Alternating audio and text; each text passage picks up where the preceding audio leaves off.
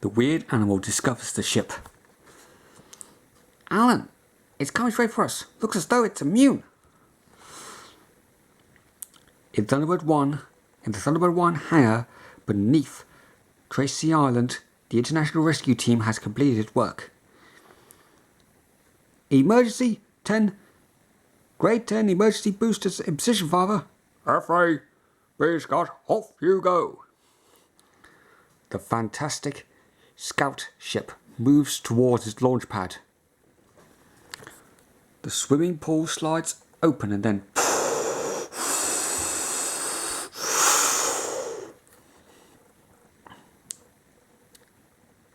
Thunderbird 1 is on its way, but millions of miles of space separated from Alan and Brains.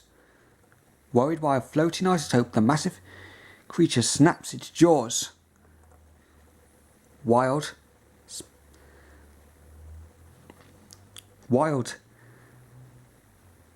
spasms grip the monster. The monster dies a terrible death. Brains! The seal's broken! The sulphur, it's coming in!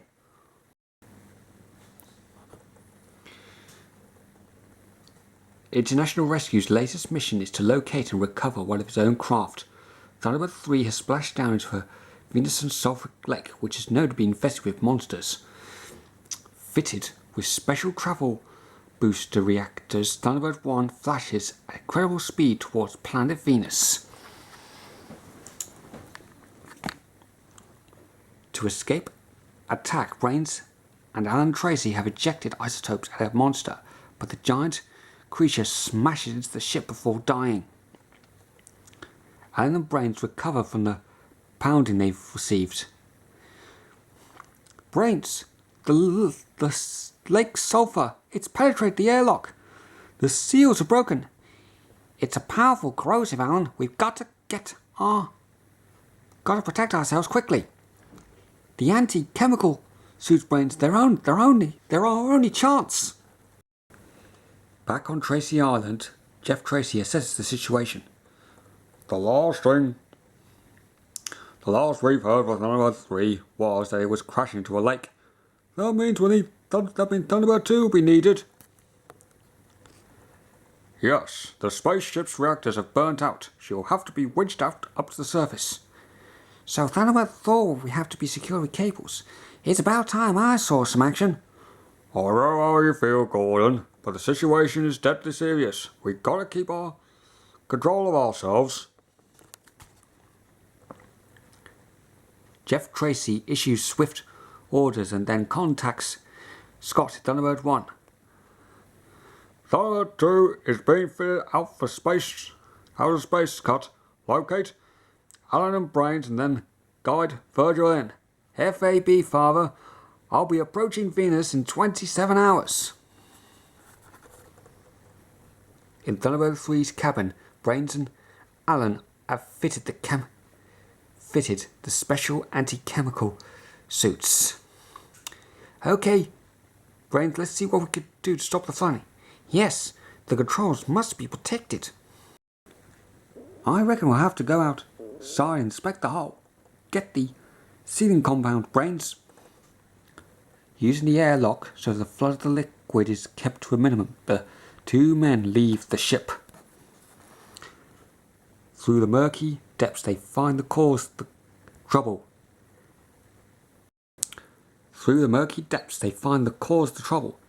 An air crack, Brains, but enough to ruin Thunderbird 3 if we don't move fast. The sealing compound solidifies instantly. A resistant metal skin fills the fracture, but their labours do not go unnoticed. Alan is the first to feel the strange tingle of awareness. Brains, look!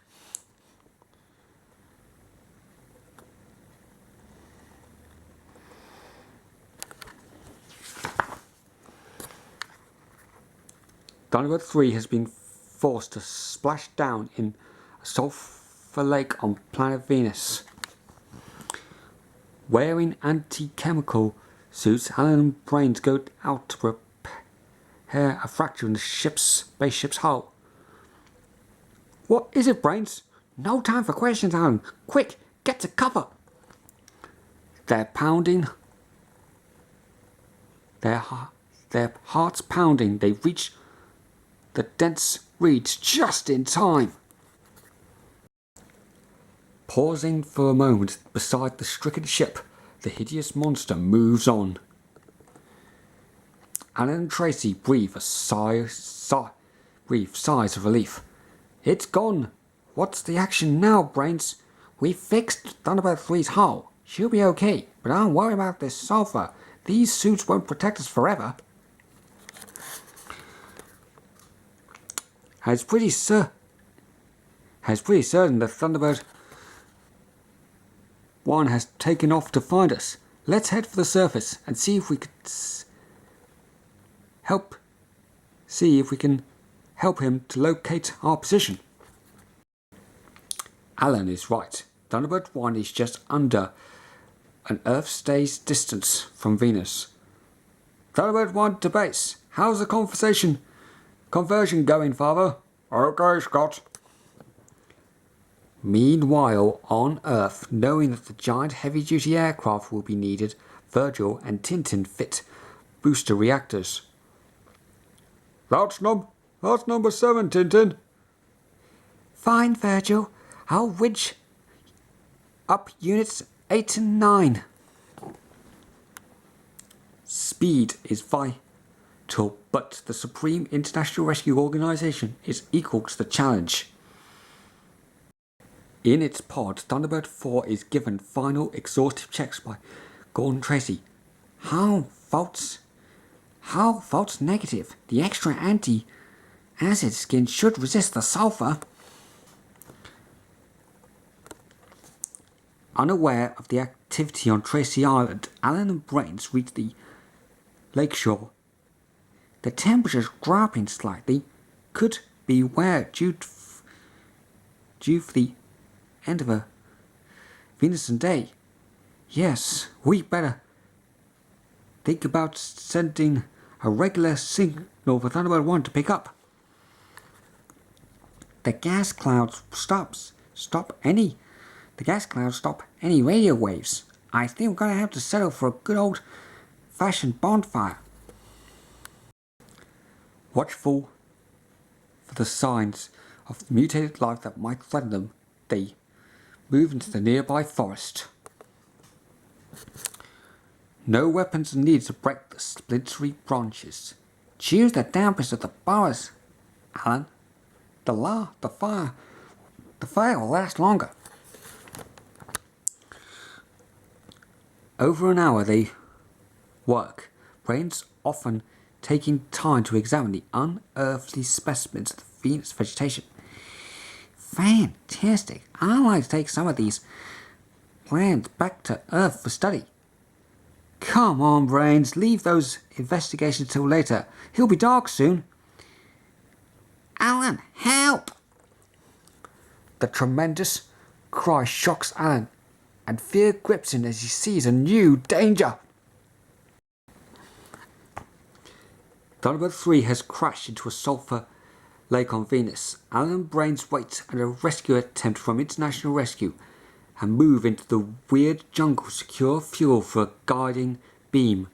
Then a new danger grips Brains. Alan Tracy rushes across the steaming ground. Okay, Brains, I'm coming! Taking careful aim, Alan squeezes the trigger of his gun. With a spine chilling, whimpering sound, the strange plant dies. Thanks, Alan. This jungle gives me the creeps. Let's get back to the plateau and start the fire. Night has fallen when the bright orange flames lick up the pile of petrified branches. One of us must keep awake, Alan. The fire will attract those creatures in the lake. I'll take first watch. You take up rest for a while. the inky, dark touches of the surface of the lake. Hiding from Alan's gaze, the terrifying life forms from this unwelcoming world.